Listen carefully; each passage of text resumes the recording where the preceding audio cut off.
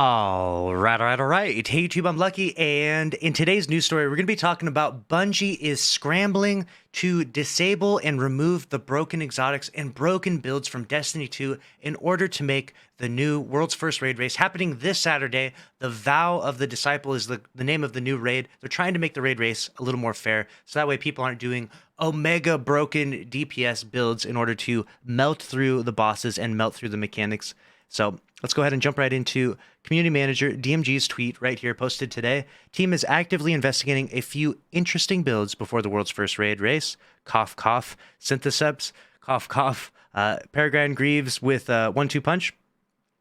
We will likely be disabling a few exotics. We'll have full details in the TWAB.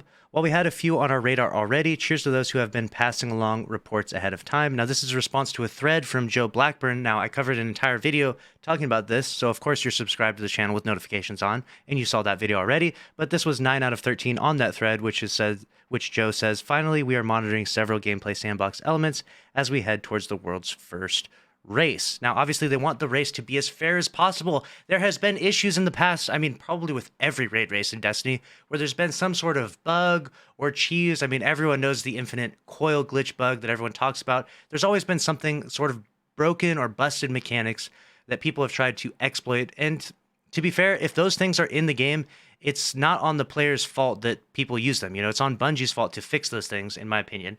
And so I don't really fault anyone that uses sort of exploitative builds and stuff like that. Let me know in the comments below if you disagree, but it just seems like if things are busted in the game, people are going to use them. And there's a lot of things that are actually busted. We have, of course, the enhanced 1-2 punch perk was recently removed. We have talks of Syntheseps, suppressive glaive.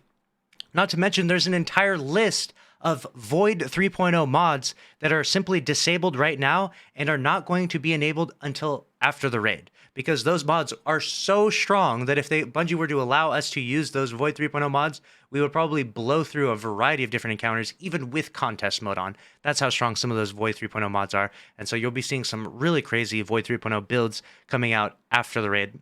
Also, one thing that I think might have tainted this raid to a certain degree, even though this has happened pretty much every time in every raid past, which is they've leaked the entry in certain areas to the raid. People are able to teleport into certain areas of the raid and see what the rooms look like.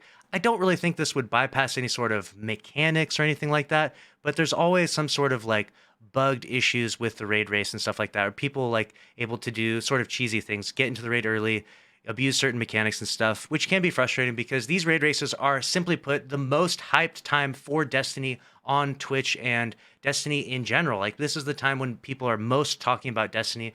The new content releases, of course, a lot of people are playing, jumping into the game, but during that world's first raid race, I mean, everyone that's ever played Destiny is watching, and people that don't even play Destiny are watching, because it's just fun to watch someone solve a puzzle that has never been solved before. Bungie creates this puzzle, they create this, in-game mechanics, and people power through it, and it's a really fun thing to watch. And I actually posed a question that I thought was really interesting. A lot of people liked this tweet, and some people didn't, which is totally okay. Let me know your thoughts down in the comments below. How cool would it be if Bungie actually announced a $1 million or $100,000 tournament for the world's first raid race? Now, the team that finishes first gets given a prize, or maybe they give the money to charity. That would be a good thing to do as well. But it would be cool to add some more hype to this raid race. I feel like a giant prize pool on top of the world's first raid belt is a really cool thing, and I think it could have some potential. I don't know. Let me know your thoughts. Obviously, we already have deals and issues with, bugged exotics and stuff, so maybe these raid races aren't that competitive after all, but I do feel like there could be some potential to make these raid races even more hyped, because they are so much fun to watch, and they only come around like once a year. I mean, we will have this raid race right now in March, and then we'll have another one 6 months from now, but it will probably be a reprise raid. I mean, we've already talked about it before. Spoilers, is going to be King's Fall most likely. And after King's Fall, then we'll get a new raid. So we get these like once a year. I feel like we should make it as hype as possible. Maybe do a gigantic charity event for it or something. I don't know. Let me know your thoughts down in the comment section below. Do you think that the raid race is tainted due to some of these bugged exploits? Some people will be finding other ways to do cheesy things for sure, and people have already jumped into the raid. Do you think Bungie will be able to jump on top of it and make the Vow of the Disciple a fair raid race? We'll see. Time will tell. Make sure to subscribe with notifications on if you did enjoy this video, though. Smash the like button. I'll see you in the next one. Thanks for watching. Later.